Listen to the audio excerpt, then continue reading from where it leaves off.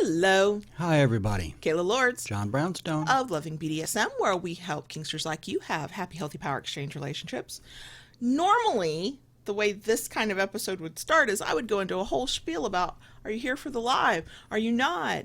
Fast forward, scroll, do whatever, blah, blah, blah. I'll put timestamps in later. That's not happening. No. It's not happening today. We're actually recording this episode while we record the audio version with no live stream. So there's no live chat. So that once this video is available for you to see, if you don't like a couple of minutes of announcements and other things that we're going to talk about, the timestamps are already there. So you can get right into the topic. I want this to feel like our normal Wednesday live stream, though, so I'll just say there are no links for these shirts. These are shirts that were gifted to us, and we love them, and they're very comfortable. Yes. So, yeah, we're going to get into it in a little bit about what is going on and why there's a change, but for the foreseeable future, we probably will not be able to do the Wednesday live streams. We didn't want to not be here, so to the best of our ability, we're still going to record the episode and just upload a video instead of doing it live.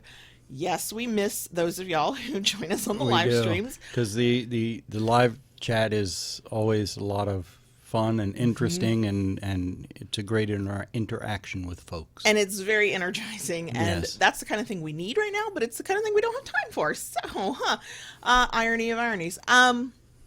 As you can tell from the title, we're talking about the stress, not the stress that we're going through, but how our power exchange is faring while we're going through the stress that we're going through.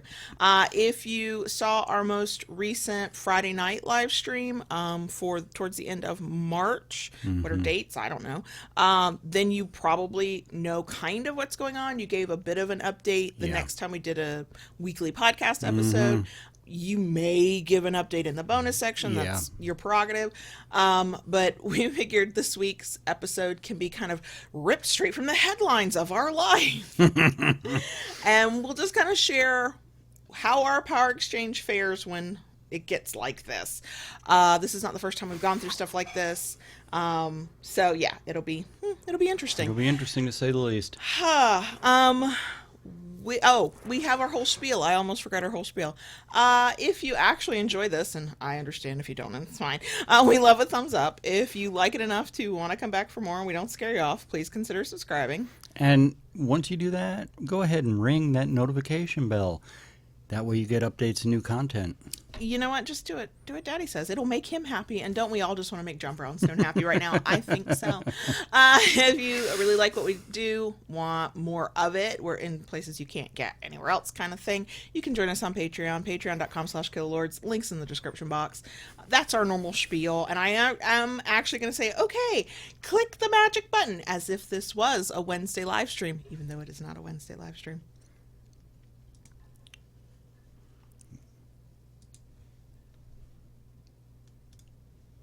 Okay, before we get into this week's episode, some announcements. The first one is a big, huge OMG thank you to Beducated for sponsoring us again this week. Beducated is an online course site, but it's not like the typical stuff that you've heard from other places and other people on, more vanilla topics. It's all about sex and relationships and kink and all kinds of stuff, sex acts, threesomes, communication. They do have a kink section. We have talked about that in the past.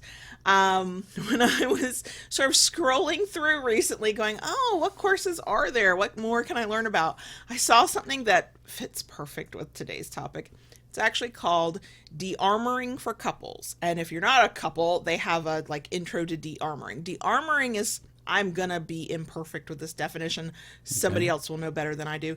But the way the instructor of the course describes it, it's sort of the softening of yourself so that all of who you are can be in alignment instead of repressing and shoving down and hiding certain things, not dealing with your feelings, not dealing with intimacy. It's a touch thing. It's a very touch-based course, like how to touch yourself or your partner in order to de-armor and soften and come into alignment. And I'm looking at it and I'm watching some of the video. The instructor's voice is quite soothing. I enjoyed that as well.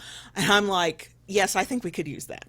I was going to say that sounds like something we could benefit from right We now. could really use that. Yes. What I am liking about Beducated in general is for every need I'm finding a course. It's like, oh, okay, is this happening in our relationship? Oh, here's a course that might help. If you would like to try out Beducated, whether it's a de-armoring course, maybe you're going through it too and would like to shed some of the gunk and realign with yourself and soften and not be armored up so much. You can do that through our link in the places, show notes, description box, all that good stuff. When you use our link and use the code LOVING, is that our code? Have I forgotten our code already? Yes, our code is loading. LOVING. It's not alive and I have no excuse for it, but I still can't speak. Our code is LOVING at Beducated. And if you use that code, you get 70% off. And you get 70% off the whole time you have a membership. So it's not like a 1 month and then done, you're paying full price. It's the whole time, but you can cancel anytime. So you go in, you take the classes you want and need. If you don't need anything else, you don't have to maintain the membership. It's fine. But there's like what I'm finding every time I go in, there's something for everything. So are you going through it in your relationship? There's probably a course. They have a lot. They have a lot. And they're adding more and all the they time. keep adding more. Yeah. Absolutely. Which is really fantastic, the way they keep growing their... Yeah. I mean, if we can have these kinds of sites to learn how to, do photography and learn how to like draw, why can't we have these kinds of places to learn how to have better relationships and better sex lives and better kink lives? Absolutely. So thank you, Beducated, for sponsoring. Use the link in the description box or the show notes. Use code LOVING when you go. You'll save 70% off. Yeah, and I'm thinking the de-armoring course might be what we need right now. Just wait till we tell you what we've been going through. Yeah. So one more announcement before we get into it. It's more of a program note. We are not uploading or creating content at our normal pace right now. The whole part of the point of this episode is to talk about how we're handling the stress, and one of the ways we are handling the stress of our life is we are pulling back on certain things and giving ourselves the space and grace to go, we cannot do it all while life is the way it is. So in order to still, connect with y'all, whether it's through the podcast or YouTube, we are committing to one episode a week, and it is this one. Normally this is a Friday podcast and a Wednesday live stream. Now it'll just be a whatever day video upload and the Friday podcast. Podcast listeners, we've been doing the mini episodes that were like 20 minutes or less. Those are on hiatus for a while. YouTube watchers, we had our Monday videos. Those are on hiatus for a while. This is the one thing we are sure we can do. Our Friday night hangout, that's usually the third Friday of the month. We're going to play that by ear. Yeah, we're going to see what that part of the month is like when we get to it. Same for some of the stuff we do on Patreon. All that stuff would just get rescheduled. But yeah, as we get into it, I think it'll become a little clearer. Yeah. So that is the programming note. The weekly newsletter will still go out as well. If anybody's interested and you're like, but I'm a nosy Nelly who wants to know all the details. If you subscribe to our newsletter, link to do so is in the places as always. I do kind of sometimes put notes like, I talk a little bit about stuff, not always. And then not going to lie, if you are a member of our Patreon, you get to see and hear more than most. That's probably the place we feel the most comfortable just like publicly sharing stuff. I don't think that's a reason to join Patreon. That's not a good reason. You should want whatever else we're offering, but that's the place. That's where we tend to talk the most. So yeah, we think we can commit to one a week. There will probably come a time that there might be a week or so we have to skip. Right. We're being, what's the word I want with that? There's a word. Flexible. That's the word. But yeah, this is what we're going to do for now. And once life gets back to whatever the new normal is, we'll get back to it, because we would much rather be here with y'all than what we're going through. Yeah. So, okay. Let's get started and actually talk about this. Okay. First thing I just want to say real quick. Okay. Especially to the folks watching in video. I'm going to be yawning a lot, and I apologize for that. Yeah, the fact that you're still awake right now is pretty impressive. I know. It's been wild. Sleep has been a little hard to come by these days. So. What I personally would ask is, if you think about it, try not to yawn into the microphone. I think we right. Yeah. That's my only request. Okay. I think anybody who can see your face or hear your voice knows that you're exhausted. So, I want to give a caveat for this episode. This episode is meant to give you a bird's eye view into something we're going through. I don't know if there are any lessons here. We're still in the middle of it, so I don't even have perspective lessons. Yeah. Like, there's no looking back yet because we're going through it. It's not meant to tell you what you should do if you find yourself in similar situations. It's not that at all. It's just sharing what it looks like for us so that for those people who are still struggling with the idea that, oh yeah, I'm in a power exchange, but also life is life and you can't always live the fantasy side of your power exchange. Right.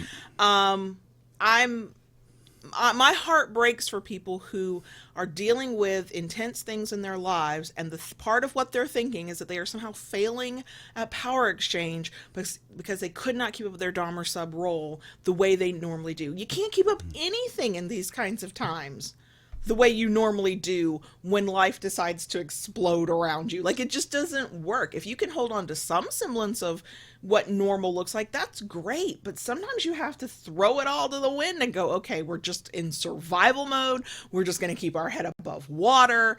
And I think that, that's kind of the thing we tend to talk about anyway.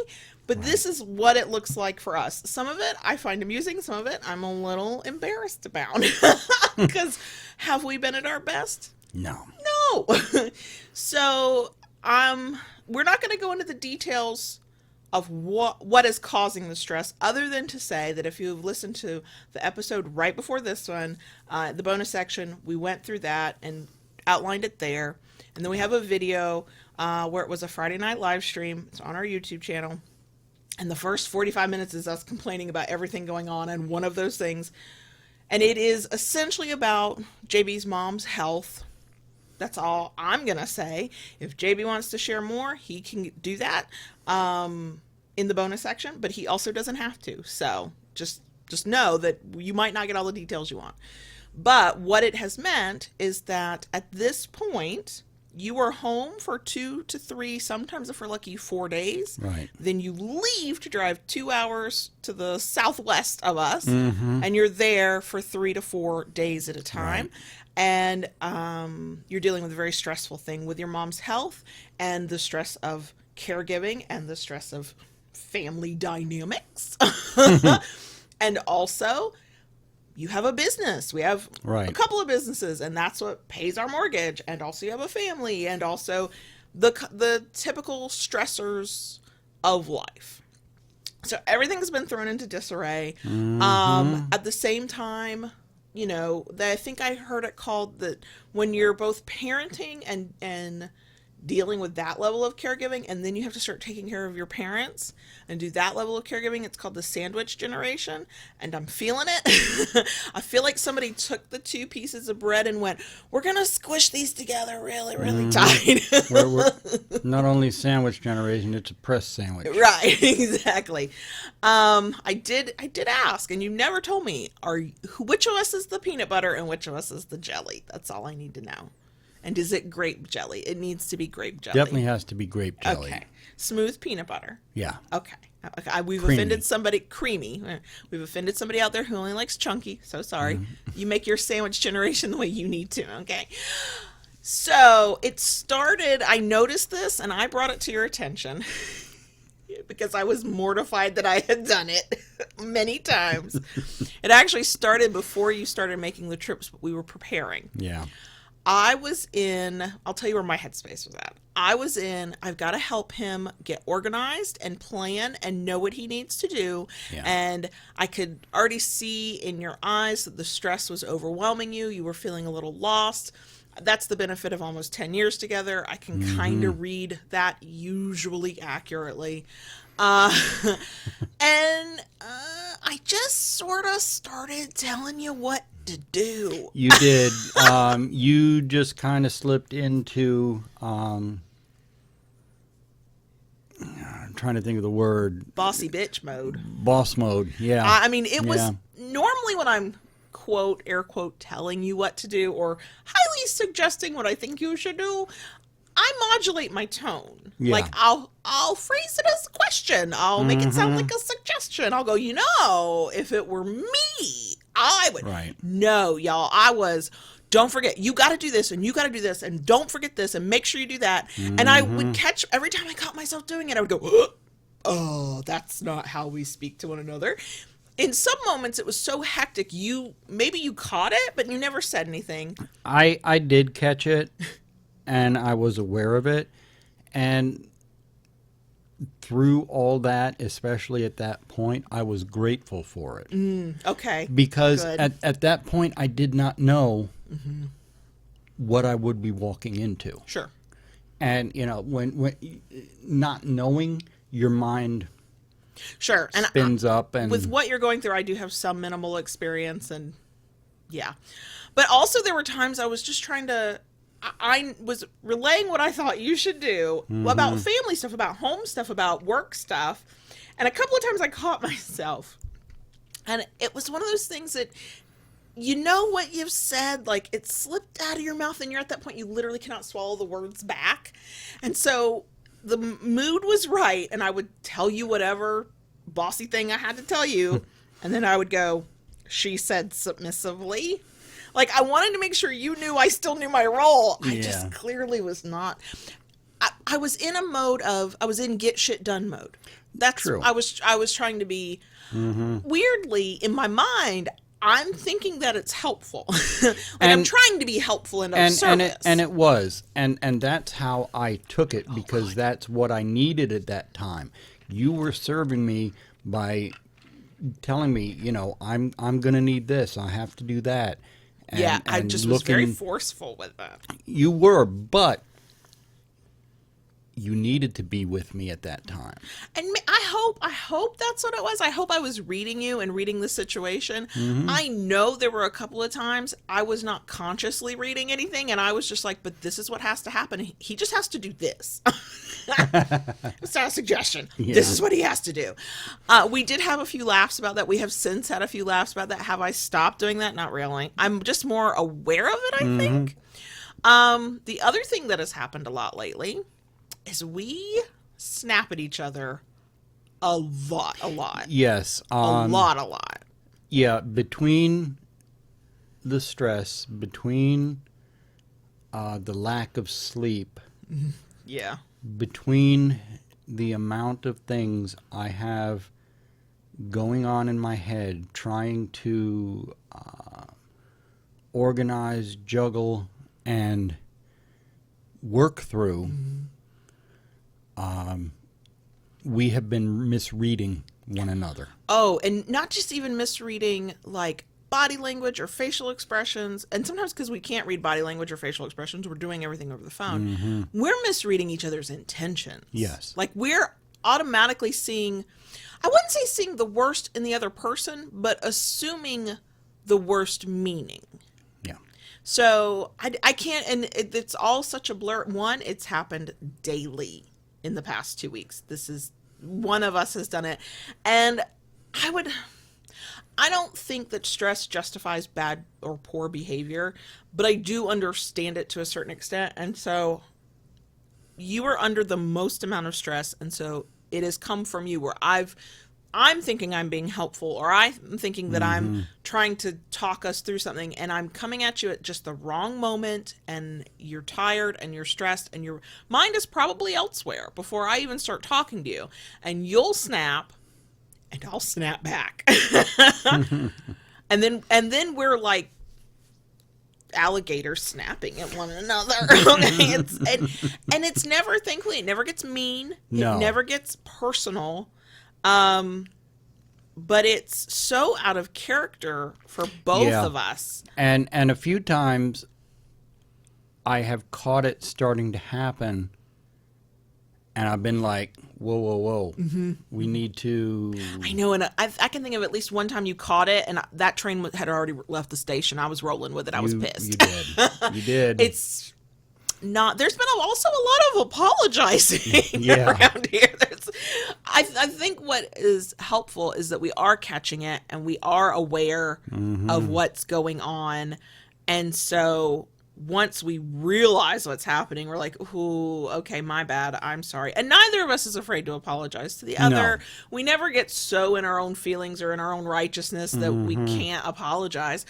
And I even said, I think today, you and I were going at it about bedroom furniture, and it is always the dumbest shit, y'all. And in the middle of it, I was like, whoa, whoa, whoa, whoa, whoa. We're on the same team here. We want the same outcome. And I know part of what is happening for me is sometimes I'm trying to follow the expectations I know you would normally have or that you've set in the past, which in a situation like this where everything's just, it's a lot, you can't always go by that. I find a lot of comfort and familiarity with sort of knowing what to expect. And so I try to fall back on that. And then sometimes it's been that I'm trying to anticipate the things that are going on and work around them. So I can't go by our normal routine. I'm trying to go by, okay, here's your mood and here's what I know is happening. And, here's what you've said that you feel. And so let me plot a course or, suggest something that works within that. And I've gotten it wrong. Gotten it wrong. I think the hardest part has been the snapping at one another, because this is a time where, one, our time together right now is limited. You're back on the road on Tuesday, and you don't even know what day you're coming home this time. And I hate why you have to go, and I hate that you're gone, and I'm already dreading it. So I'm like, this is our time. But I've also noticed, I've noticed this with me. I know this is not uncommon.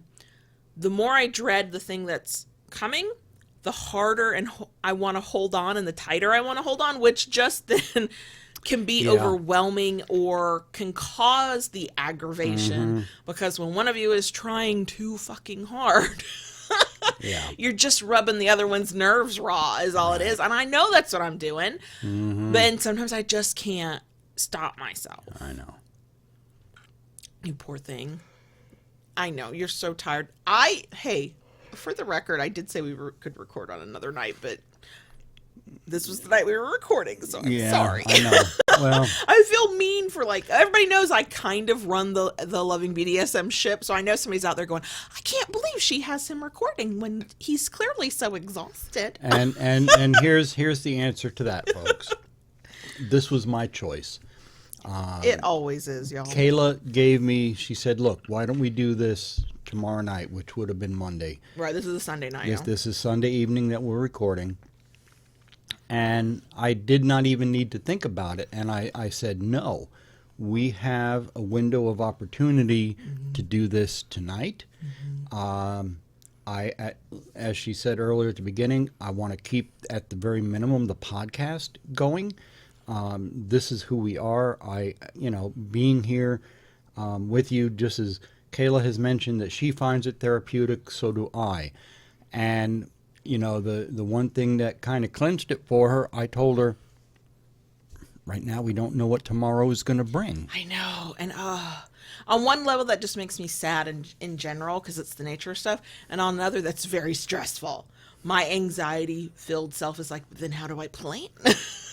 How do I cope? You don't. The answer is you don't. You don't.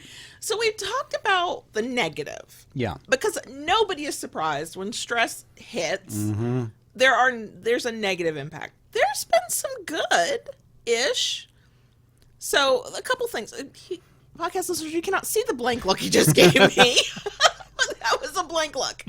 There has been some good. So one of the things I've noticed is, without skipping a beat, without even talking about it, we fell back into our long distance relationship patterns. Yes. Not all of them, because it's a different situation, it's a different life, it's a stressful thing. It's not this is just how we live.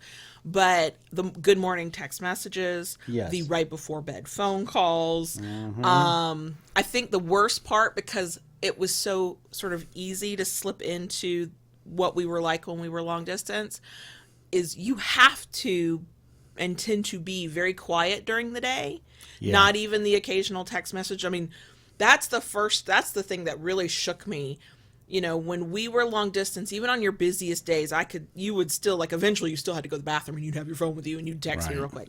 There's been so much going on for you with everything you're having to deal with your mom, that you'll go 8 to 10 hours, and I won't hear from you. It has is weird. I don't like it. No, she does not like it, and there are points she texts me, and it's hours before I can reply to her.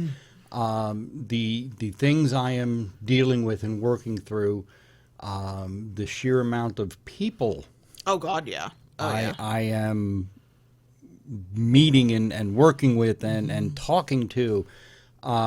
It just goes on and on and on, and no end in sight for the near future. No, the sad thing is by the time that part calms down, it's because other bad stuff is about to happen. Right. It just, ugh. Yeah. But yeah, we've slipped back into that fairly easily.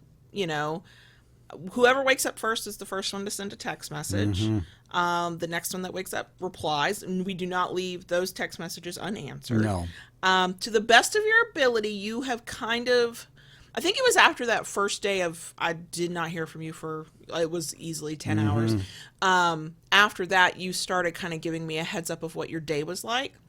Yeah. Which was very helpful. I understood, but also there was one day where I was trying to help you from a distance, and I was doing research on one of the never-ending tasks on your list of things to take care of. And because there had been a sense of urgency when you'd asked for my help, which I'm service sub, and I'm his service sub, so if he wants help and I can provide it, I'm like, I'm here for it. But then I never got the follow-up of knowing what happened with it. Yeah. And I'm also cognizant of the fact that you are going through it. So I'm trying not to text too much, but I'm also like dying of curiosity. It's like, did this thing get handled? I gave you the information. What happened? And to your credit, you're putting out multiple fires in a day, essentially. So that was one of, I think, 4 urgent things that day. And by the time you called me, I'm like waiting to hear that it's been done. And you're like, no, that's a tomorrow thing. I had to do all these other things first. And look, I'm not proud of it, but for like half a second, I was a little cranky because I was like, but I did the work. I'm aware of how ludicrous that sounds. I got my good humor back really, really quickly. I was just glad that even though you didn't use any of what I sent you, you had it worked out, and it got worked out. Yeah. Now this goes back into the negative side of things. There was one moment you called to tell me what was going on at that moment, and none of the options were good. And one of the options is probably, in my memory, the only time in our power exchange that had nothing to do with sex or kink, that was the relationship. I basically said, not just no, but fuck no. And I still think that was the right answer, and I stand by my answer, but I felt like shit. I was like, wait, I want him to have everything he wants, but I'm like, oh, no. I know that you are sleep deprived and stressed to the max, and your brain is lying to you. This is not a good option. No, we're not doing that. Oh, that was a hard moment, because when I said it, you couldn't see me over the phone. I don't know if you could tell. My whole body flushed red. Because I meant it, and I knew that in my mind I was right, but I knew that was a no for something that was a big, important thing. And I can't think of a time in our whole relationship where on a big, important thing, one of us has ever hardline vetoed. We've done we'll come back to it and talk later, we'll work it through, let's do some research. I'm not even joking. It was a life or death situation kind of thing. And I went, no. That was, but that one was hard. That one was hard. And you still love me. I'm still sitting here across from you. I know. I'm so glad you still love me. Still sleeping next to you at night when I can. I know. Both when you're here in town and also when you can actually sleep. Yeah. Because sleep is in short supply for both of us. So let's get back to the fun stuff and the good stuff. So we slipped back into our LDR really, really easily. We do find ways to kind of try and joke with one another. Yeah. Thankfully, we both have this ability and desire, and it's how we kind of cope when things get kind of rough. If we're not snapping at one another, we do joke. Yeah. Inappropriate jokes, dark dark humor, things that other maybe nicer human beings would not find funny, but we're cracking up. Would raise a few eyebrows in some circles. Yeah. The kind of humor where you should be ashamed of yourself. You're not, but you probably should be. As somebody who has cracked a joke in the middle of a funeral, I know who I am, and I'm quite proud of it. The other thing we've done really well, both while you're gone and what we just went through this weekend with you being home, is our teamwork is spot on. Yes. That has been absolutely amazing. With me being gone so much and on the road right now, obviously I'm not in the shop every day. Yeah, no. And life goes on, even with all this chaos going on. We still have to pay the bills. We still have to eat. Mm-hmm. I like paying the mortgage. It's nice. Yeah. And I flew in here, not literally, but in a little Hyundai Elantra. In a little Hyundai, yeah, right. He rented a car, y'all. He rented a car. Had to pry me out of it by the time all was said and done. Get a can opener. But I blew in here Friday night. Barely had time to say hello, and we were off to the oldest's band concert. Which was we were such proud parents. It was amazing. It was so good. All the kids were amazing. And it was just a wonderful night. I am so thankful I did not have to miss it. I know. And I'm glad that it was one of those things that I know what you really want to do is lay down in your bed and just lay flat on the bed. Yeah. But it was one of those things that's we're ending the week on this. And this is one of those moments where oh my God, our baby. Yeah. It's like that. And the next morning, the youngest, he had his own band thing.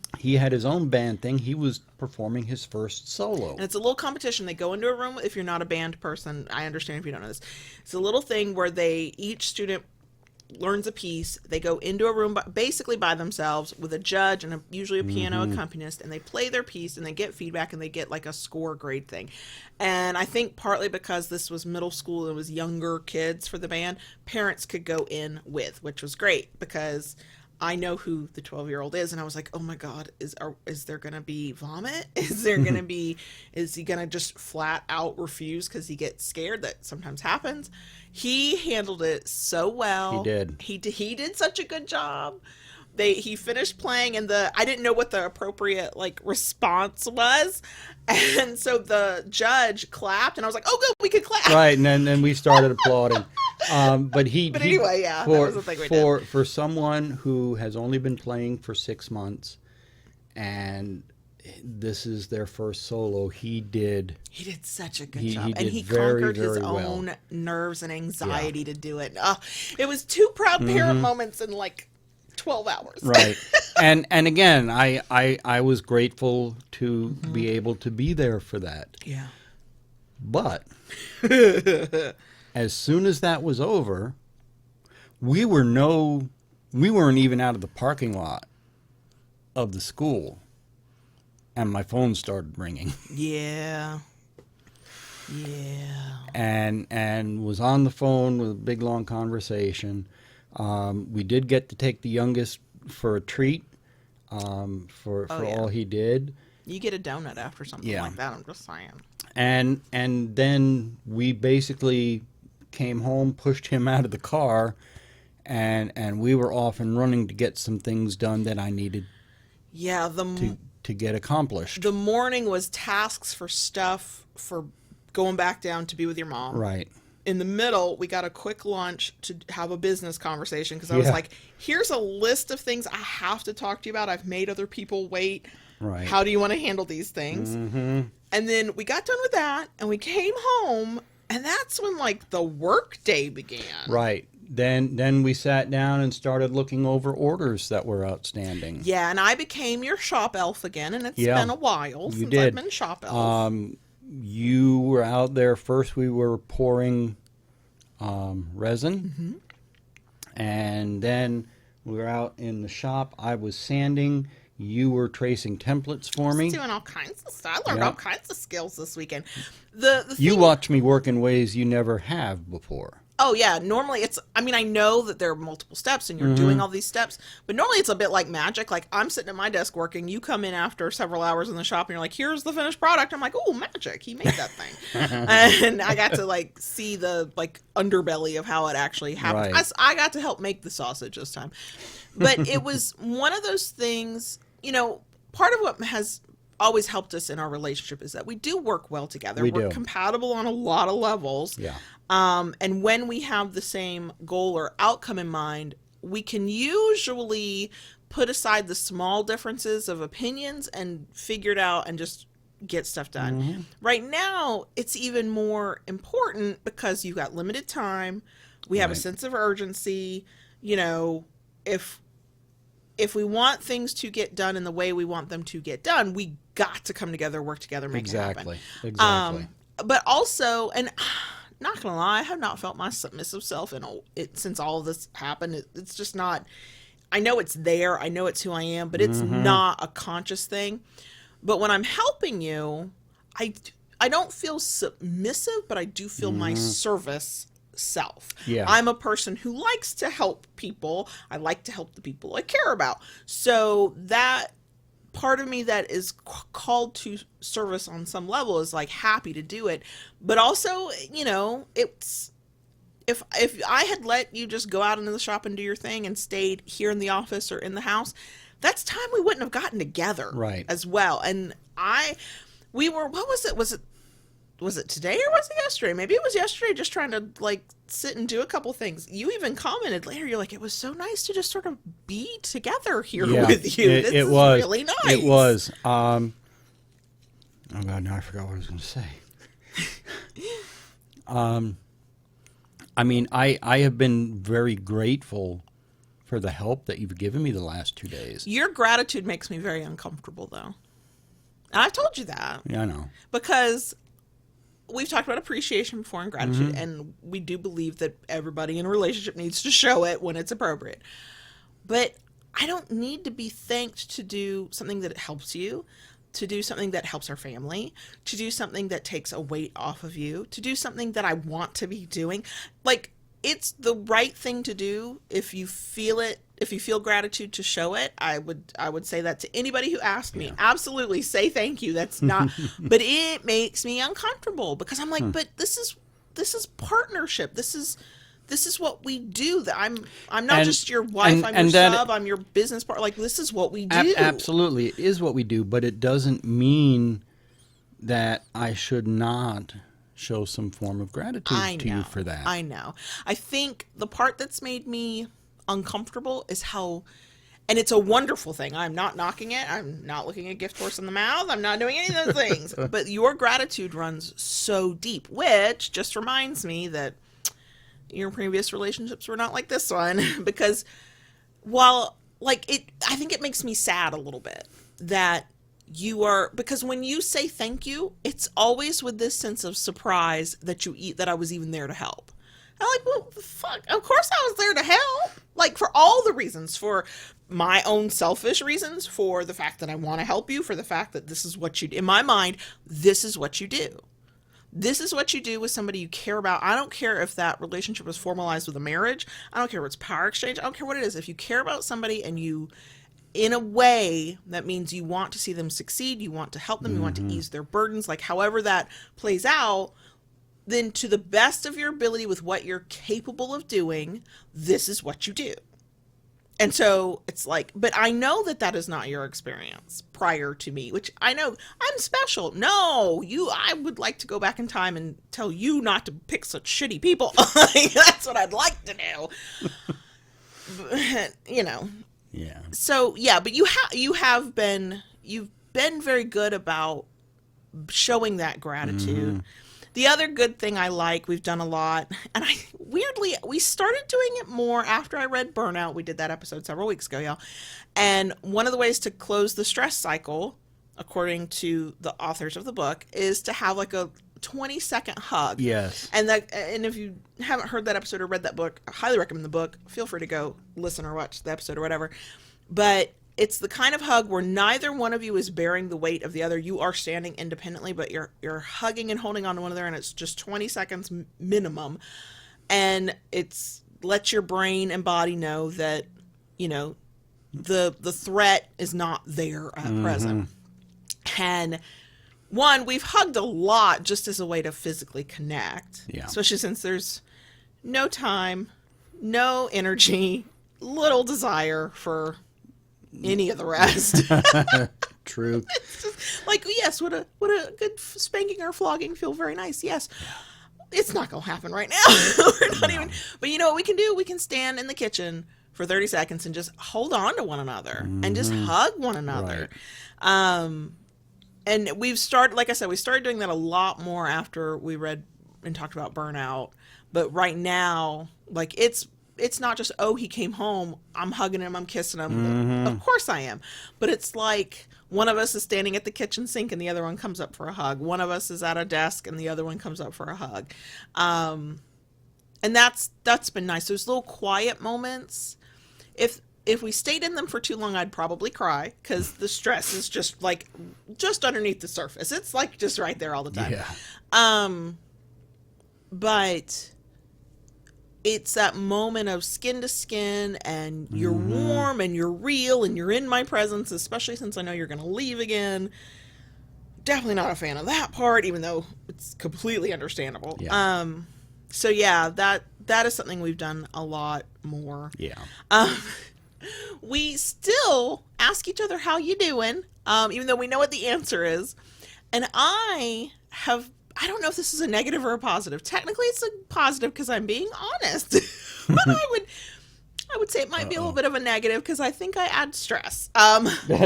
You'll ask me on any given day, especially when you're gone, how you doing? How you feeling? And I am absolutely programmed by society, culture, and the fact that I was raised as, you know, a woman to go, fine, fine, everything's fine. And I've been lying like that my whole life.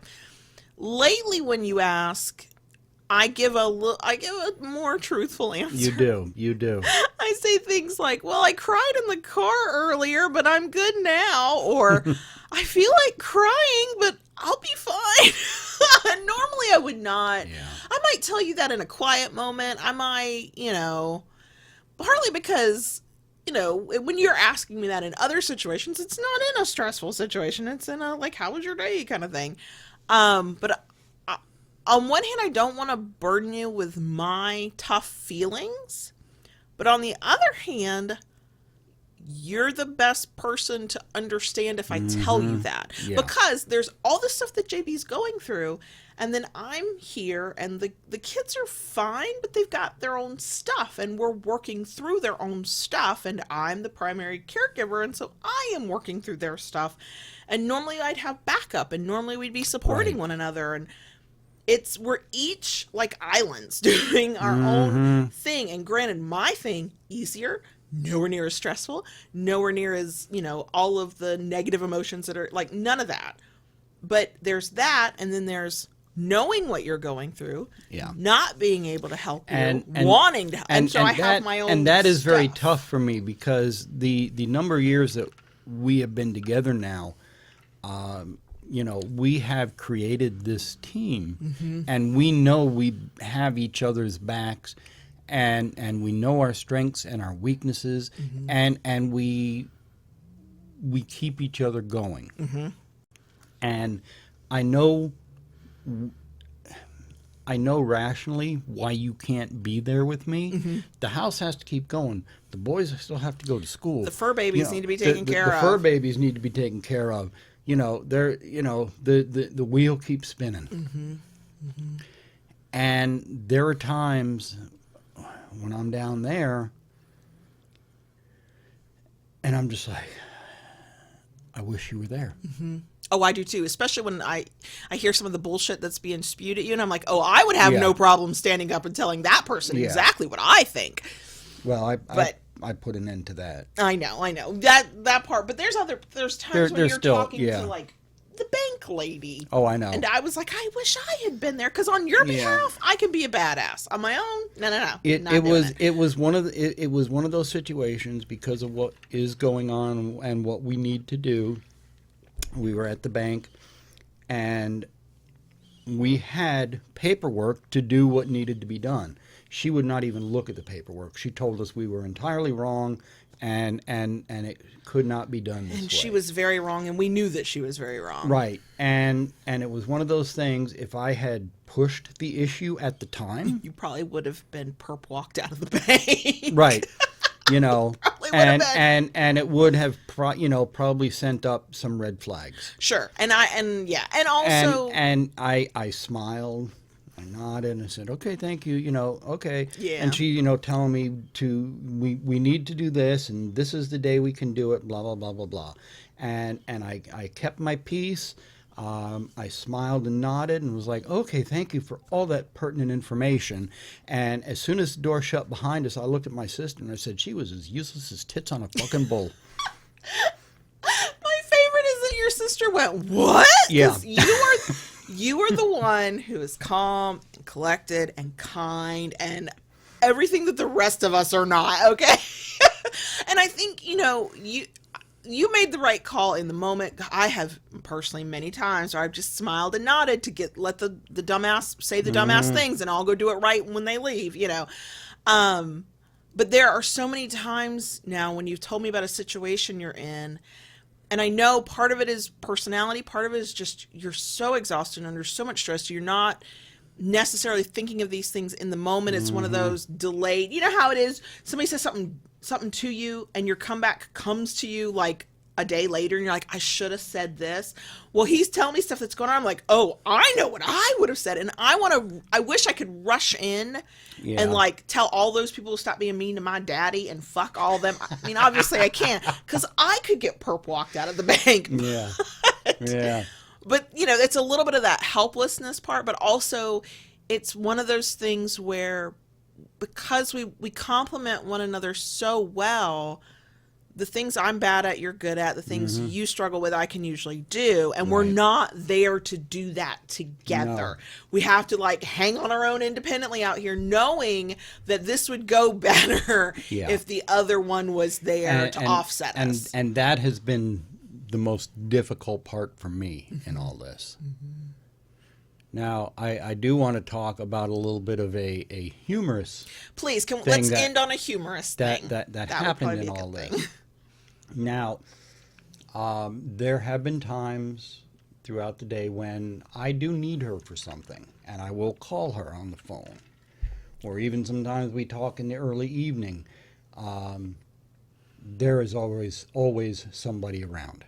I forgot about this. Yes. There is always somebody within earshot. Yes. The neighborhood, all I can say is you have just enough room to walk between the houses. Yeah. So some windows are open, you can hear everything. Yeah. Your neighbor sneezes, you say, God bless you. Yup. Okay. And then even in the house there's always somebody around right now. So when we talk on the phone, I have been calling her by her given name. And you almost never do that anymore. No. It has been years since I have done that. Mm-hmm. So Friday, when I'm on my way home, 2-hour drive, I called her, and we're talking on the phone. I'm not even thinking about it. I'm just talking. And finally she says, Daddy, stop. Why are you calling me by my name? That's not my name. Why are you calling me that? That's not my name. Is it my legal name? Yes, but that is not my name.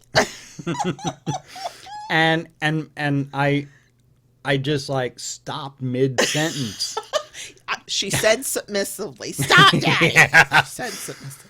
And it hit me. It was like, oh shit. I'm in a car on a freaking turnpike doing 70 miles an hour. Nobody is sitting in here with me. My windows are rolled up. Nobody can fucking hear me. What the hell? And it still took you a few moments. I teased you for a good 5 minutes. You did. You would go, You did. that's right, that's right. And, you know, baby girl or BG or whatever. Yeah. And then you'd be telling me something else and you'd go, you know what? Insert legal name. And I'd go, I'm sorry I can't answer you because that's not my name.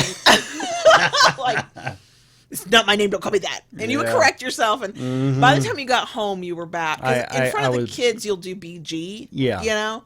Yeah.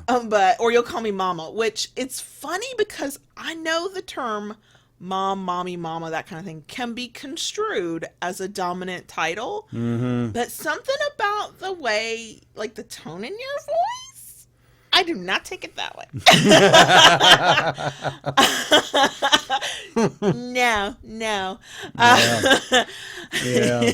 I know that it's like an alternative to what can I call you in front of the kids, you know, in front of anybody else that they would not clock that is, you know, that you know what the hell I mean, and I do. But yeah, that's a good place to end on how stresses him. You forgot my actual name.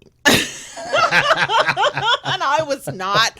I mean, I like when I knew I can always tell when there's somebody around because you have to use my legal name. Right. And normally we have so many workarounds that we kind of don't. But you were also talking about me to like your mom and you know showing pictures and stuff. And so I was just like, yeah, no, I get it. I understood why, but we're going to stop that shit now. Right. We're going to deprogram you. Yeah. And then you're going to be gone for a few days. And so we'll go through that process again. But that was to forget my actual name. I mean. Right. But within that span of time, it had become so, you know. Yeah, it didn't take long. Normal for me at that point because I was talking to so many people and only able to talk to you with somebody around. You know, it just kind of snapped to. And then when I had no need to do it, I was still doing it. Yeah, but that was a funny moment. That was I think that was the first time I had felt like my baby girl self in a while at that point. And it's I think even through this weekend that you've been home. That was the last time I felt like my baby girl self. Yeah. But that's because we're doing other stuff. We're connected while you're here. We'll be connected when you're gone. We'll get through stuff. We're very good at relaying information to one another. Yeah. You know, whatever's going on with it, whichever side that we're dealing with, wherever we are, we share full information and get our communication I think back, the hardest part for me through all this is, you know, and you know you have you know in depth what's going on. You know, I have had to pull my dominant self out of the hat multiple times. Yeah, not with me, y'all. Not with her. With family, with other and I even told you that at one point. I was like, I think you need to bring that attitude, that way of being with you. You told me that when I left, and I don't think that's really going to be necessary. It was your little D dominance that you had to show, and it shocked the fuck out of all of them. It did, but it shocked them into shutting the hell up. It did, and seeing some reason. Yeah. And you know, when you did, things started going a little bit smoother. Yeah. It's one of those things that the family understands that you are reliable. They understand that you're honorable. I think they understand on some levels that you, in your way, are the best of them. But especially certain members of the family, they still see you as, and it's the only time I'm allowed to use this name, they see you as their Johnny. Nobody is allowed to call him that, not even as a joke, y'all. His mother is the only one left who's allowed to call him that. But they see you that way. Yeah. And yet, even though I think they recognize that you're the one because you are the one they go to when they need something or when there's something going on. You're the one with the level head and the one who'll take charge and get shit done. But they want to second guess you all the time. Right. And with what you're going through, you can't have everybody second guess. If somebody's going to be the decision maker, they need to be the decision maker and take input where they need to. But that's it. And when you told me, I knew what tone you used. I know your Dom voice. And when you told me how you handled that situation and everybody got in line, I went, well, I bet the fuck they did. I know I shape up or ship out when that tone comes out. I know what's up. Shit. So, yeah, I think it's safe to say, are not feeling our Dom or sub selves. I'm definitely feeling my service side. I think you're feeling your little D dominant side. I mean, what I have to say about that is, as much as I have had to let that side out, to move things along, to steer the ship that I am on, it has been nice to come home these past few days and know that you are here to help me, and you are serving me in the ways that you have been, between making my coffee, setting up the coffee pot, getting the bed ready, Even when I was mad at you the other night, I still did it. Yeah, you did. I was mad, but I did it. You can be mad, but you can do what you got to do. Don't make me choke on my drink. But it has allowed me to take a breath. Yeah. Oh, yeah. It has allowed me the last 2 days to take a breath, and yet you are still doing the things you do for me, which are helping me. And that's all I want to do. Yeah. I mean, I can't take this burden from you. I can't ease it for you.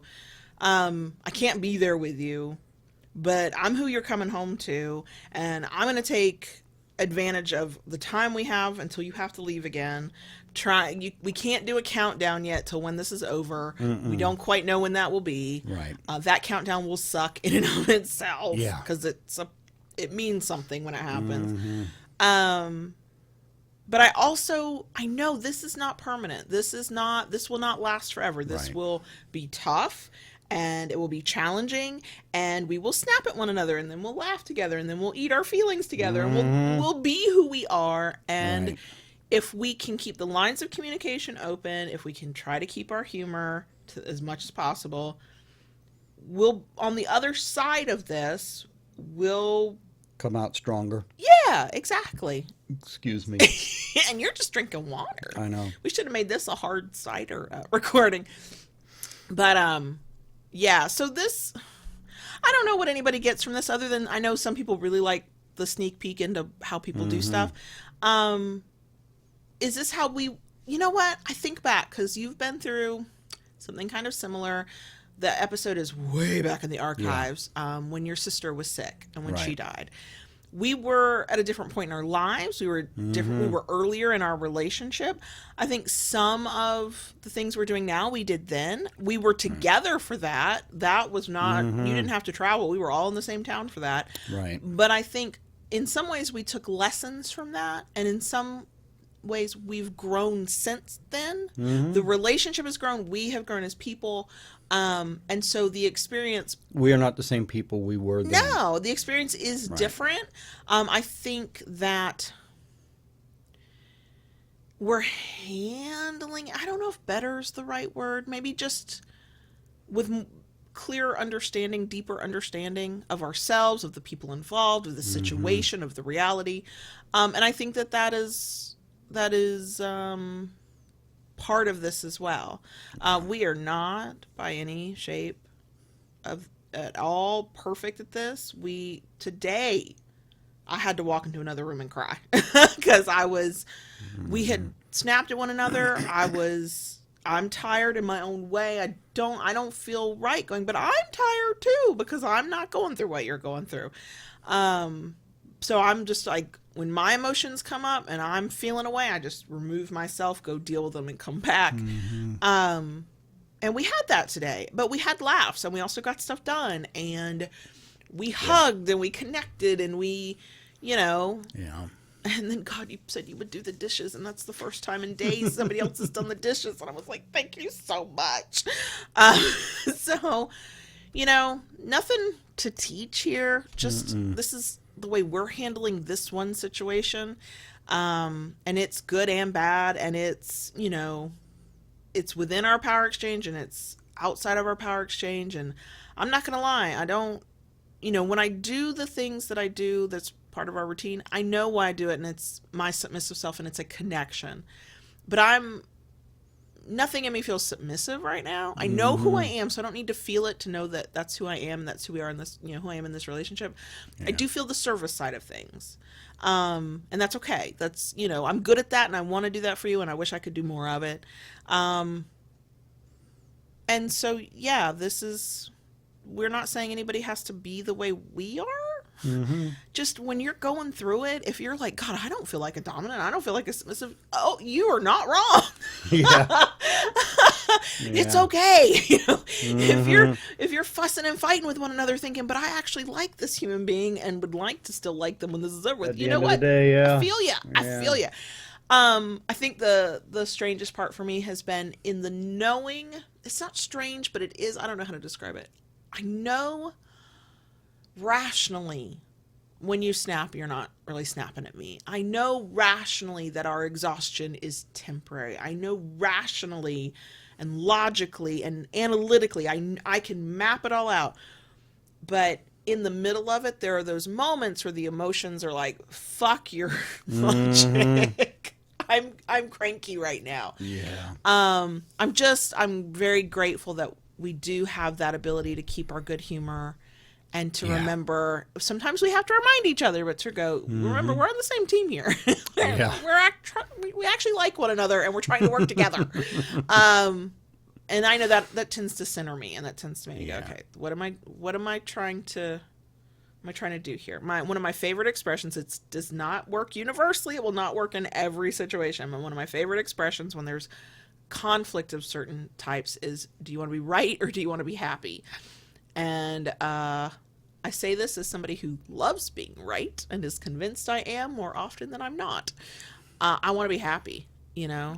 I don't need to win every spat we have that we're only having because we're strung out completely, So, True. So yeah, that's how we're dealing with it right now. Yep. Once we get through all of this, will we have another conversation? I don't know. Only if we notice something different or learned any lessons or need to use y'all as an excuse to bare our souls. I can't answer that. Going forward, if will all of our topics be like hard hitting? I don't know. It depends on your mental bandwidth to talk about things and how things go. But we're going to try and be here at least once a week. Yep. Until we get through it. Not gonna lie, I know everybody's completely understanding of this. There will, I think, probably come a point that there will be time we have to miss. Yeah. But we're being. I don't doubt it. We're being flexible. So, do you want to do a short bonus section? Yeah. Not that we have not just spent the entire hour talking about our personal lives. Yeah, we can do a bonus section. Just a little short one. Okay. Yeah, right. I don't know. I don't have a lot to say that I haven't already said, so I don't know. Right. Oh, I know. I have something to complain about. Okay. Okay. So are we good? I have no idea. Keep it kinky, y'all. We think we'll see you next week. Daddy. Yes, baby girl. Can I keep talking to the crickets? As long as you leave me some time to talk to the crickets. I will. Okay. I will. Would you like to go first? Or would you like me to go first? I think I'll go first. Okay. You're welcome to. It's your bonus section, too. I can share. Sort of. And I'm going to start on a little bit of a humorous note with this one. Okay. Okay. So, most all of you who've been around for a hot minute know about our fur babies. Lola the dog, Ella and Onyx the cats. Right. And since we have had Lola, neither of us have really been away from home with her. She doesn't even like it if we go out for a whole day and we're gone for Right. that's the most she's used to. That's the most she's been used to through all this. So here I am suddenly disappearing for days on end. And you're her person. And I am her person. Like, she likes me okay, but I am not her person. Right. So the first time I went down to my mom's, I came home, came through the door, luggage in hand, rolling in. She heard me come through the door, and she launched herself at me. You couldn't get through the foyer. I could not get past the foyer. She was just so happy to see me. She was all over me, and she was doing that, the staffies, they do the big old, not only her tail was wagging, she her had whole that butt whole and butt. body wags. Yep. And she had that big staffy grin on her face. Yeah, her jowls lift up at Yep. the sides. It's real subtle. You can't always see it, but when you do, you're like, oh, okay, you're happy. And this went on for a good 5-10 minutes. Oh, yeah, it did. Oh, yeah, it did. Yeah. And that was the first time. That was the first time. So Friday, when baby girl picked me up at the rental car when I dropped it off, I told her, because the youngest was with us too, and I was like, okay, here's what we're going to do. You and the youngest are going to go in first. Because if the three of us come in the door together, nobody gets past the foyer. nobody gets past the foyer. So I told her, y'all go in. And Kayla brought the luggage in. And she knows the sound. It's one of those older types of luggage that makes this clack, Chunk, clack, clack, chunk, clack. chunk, Oh, God, chunk, it's so chunk, obnoxious. Yeah.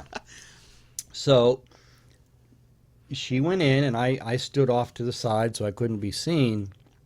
Well, apparently she knows the luggage. She smelled me. She heard that luggage. She started looking around. She's looking at me like, Yeah. how did you get that? And then she Right. starts looking around, and she's not seeing you. Yeah. But she knows what she smells. Right. So I came through the door, and nothing happened for a moment. Mm-mm. But she had followed this one with the luggage. Mm-hmm.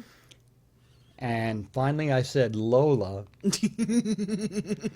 And, in the cartoons where the animals, on the surface and it's kind of scrabbling to get... Right, they don't actually go anywhere. Go They're anywhere, like but the slipping. feet are like going 100 miles an hour. That was Lola. The best part was yet to come. You had been home, I think, 5 minutes. Yeah.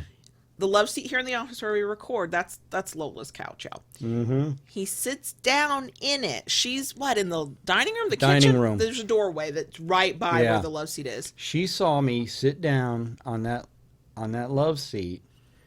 She ran from the dining room through the door into the office and launched herself, leaped I missed it. I wish I'd into seen the it. air, and this 65, 70 pound staffy is just midair flying at me. And landed in my lap and just curled up as she landed. And every time you sat anywhere since you've been home, she gets in your lap. She always gets in your lap, but she's in your lap. She's like in my lap, right? Yeah. Yeah. She, like I said, she likes me good. Not just because I feed her. Like, she'll cuddle with me. She'll come let me give her belly rubs. Like, we have a good relationship. But y'all are soulmates, okay? Like, true. okay, she would. True. You are her person. Yeah. You are her person. I am. And when you're gone, she wanders around and she's clearly looking for you. And she just looks at me like, where the fuck is he? And I'm like, girl, I know. Okay. Yeah. I know. I feel it too. But.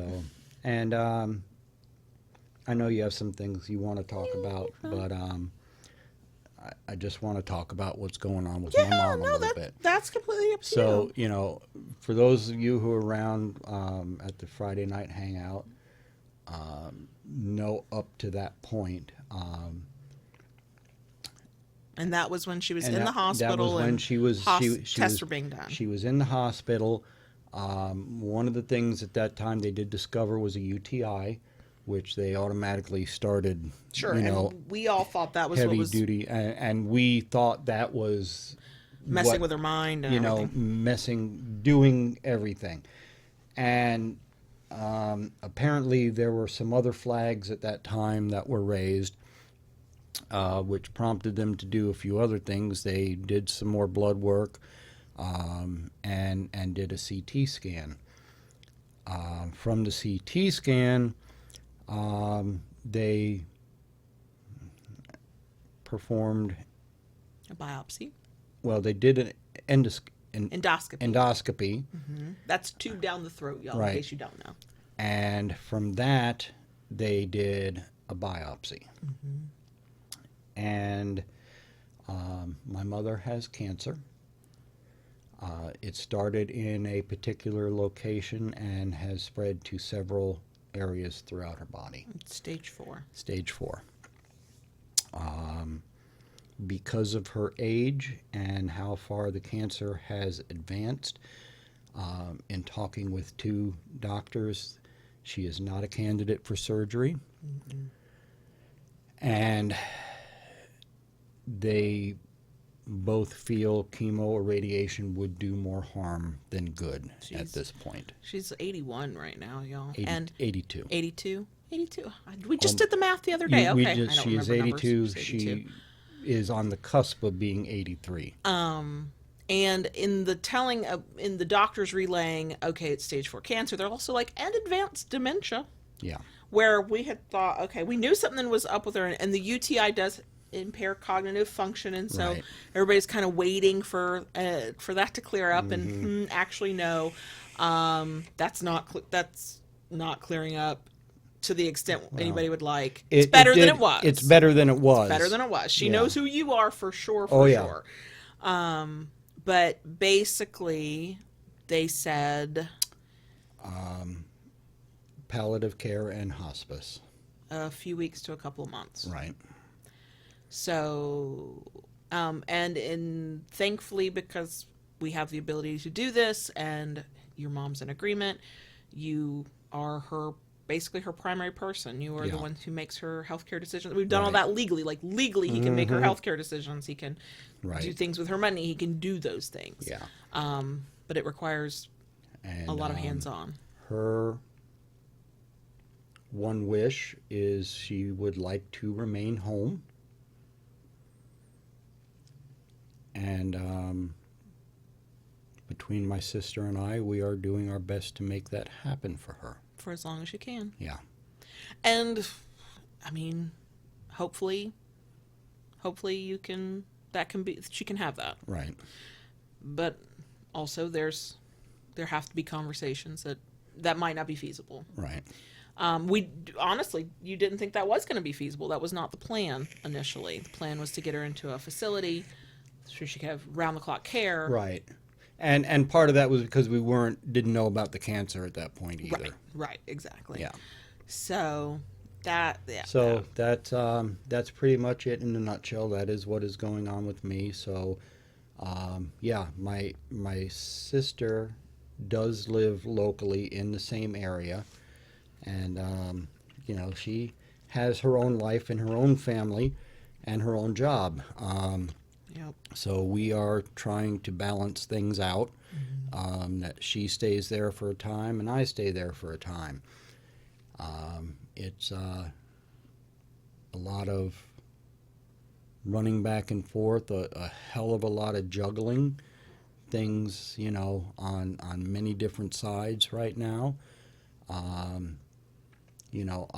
was willing to do this. I did have to put my foot down with some family members. Boundaries. There has got to be boundaries in every aspect of life, whether it's DS or, personal life. And the line was marked in the sand, and this was how it And I think all of us can relate to having at least one, if not many, family members who don't always respect boundaries. Yeah. So, yeah, you brought your big D voice to a few conversations. Yeah. But also, I think they recognize you are, personality-wise, you are the best one to do this, as hard as it is for you. God knows I wish you didn't have to do it, but you are the best place, the best disposition, the one who is the right choice for this. And my favorite is one of the conversations you had where you had to set a boundary and you went, if we can't do it this way, I'm walking. Y'all figure it out. And everybody immediately went, oh shit, the competent one's gonna leave us. And they fell right the fuck into line. Yeah. So there it is. That's what's playing out right now. Mm-hmm. And I am not meant to be cagey about it. It's just not my story. And he can share. You get to share what you want to share. I know. I'll try to give us a slightly lighter thing to end on the bonus section.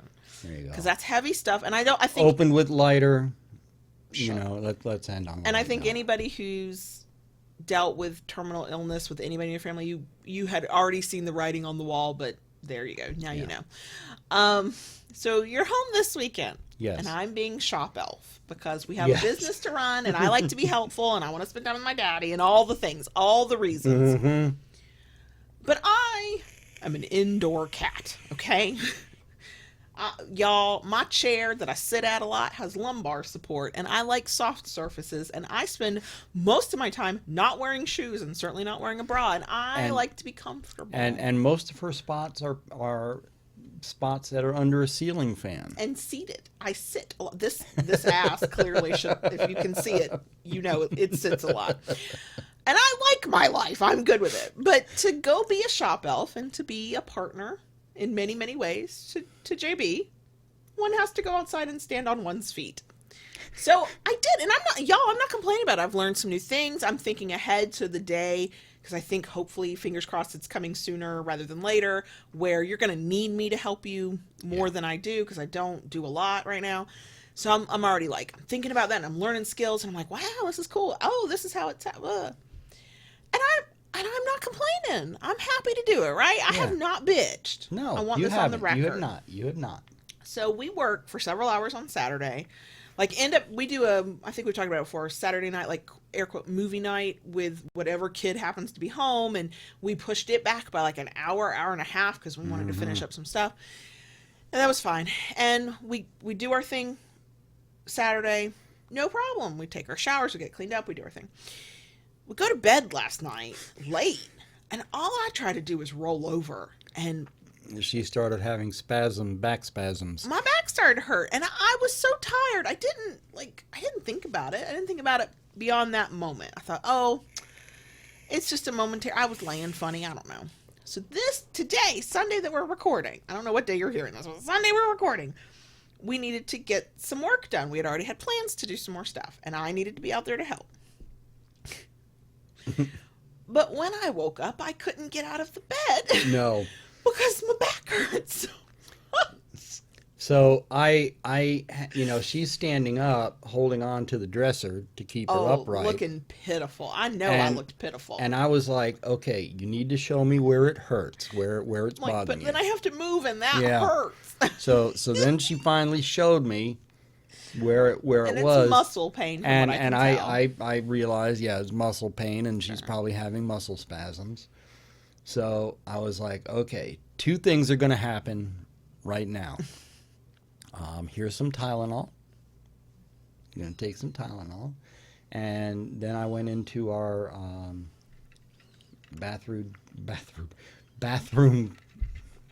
linen closet. Mm-hmm. Thank you. I was almost going to say pantry.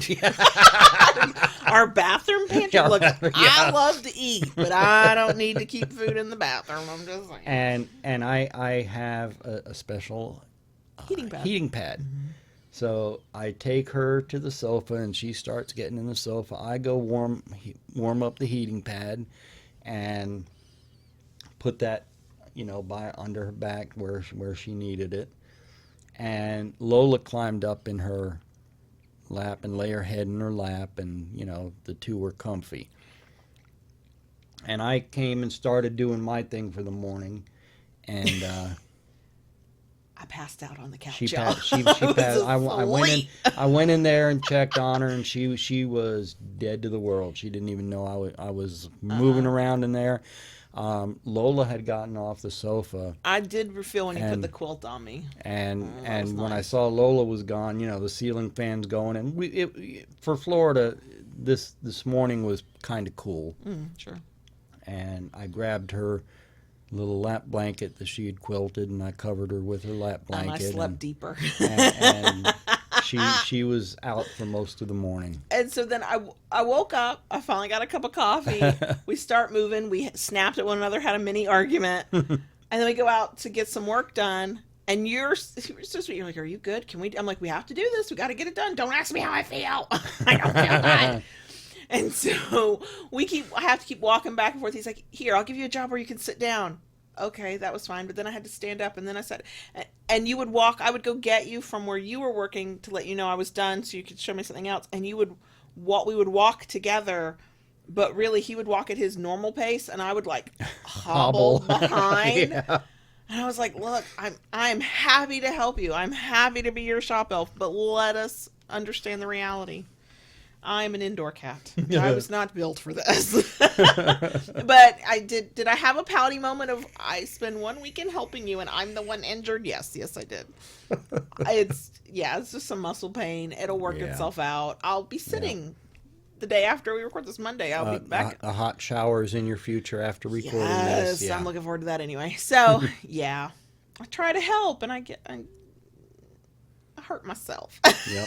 I also have a rash on my chest, where the shirt I was wearing while I was working in the garage, was exposed part of my where like my collar sits, the upper part of my chest, and I've got a big old red rash there. I was like, "See, I am not built for the outdoors. Just let me go inside, please." But yeah, that's all the news that is the news. Mm-hmm. Yeah, we're here. Yeah. To the best of our abilities. We'll keep being here to the best of our abilities. Mm-hmm. JB's going through it, and we'll get you through it as best we can. Yep. And that's all there is to say about that. Yep, pretty much. Yeah. I got nothing else. Me either. I know, this is, normally they go out with kind of a bang. This one I think will go out with a bit of a whimper. Mm-hmm. You look like you're about to go to sleep. I'm ready to sit down on the couch so I can pass out for a little bit. Yeah, with your dog. Yeah. Who's taking her pre-daddy nap by herself. On the love seat. She's getting, Yeah. She's warming up. Right. Right. But yeah, she's got one ear cocked. I know she can hear us. She's listening. Oh, yeah. She's paying attention. Yeah. So, yeah, that's us. That's it. That's us. That's it. Yeah. Were those even words that made sense? No. Oh, God damn it. We love y'all. Yeah. Thank you for being here with us. Mm-hmm. All y'all, it means the world to us. The way that you support us and follow us and everything. Y'all are great, and we're very grateful to have you. Yeah, this is I think what keeps us kind of grounded and sane, and we're like we look forward to recording. We're missing the live aspect of this, but just the fact that we can be here just to even record, it feels weird. And if the vibe is different than you're used to, we know. But it's meaningful to us to be here. So, especially if you're here till the bitter end, then we know you are indeed a proud cricket. So we appreciate you. Yeah. And we will hopefully be back next week. Thanks for being here. Yep. Bye.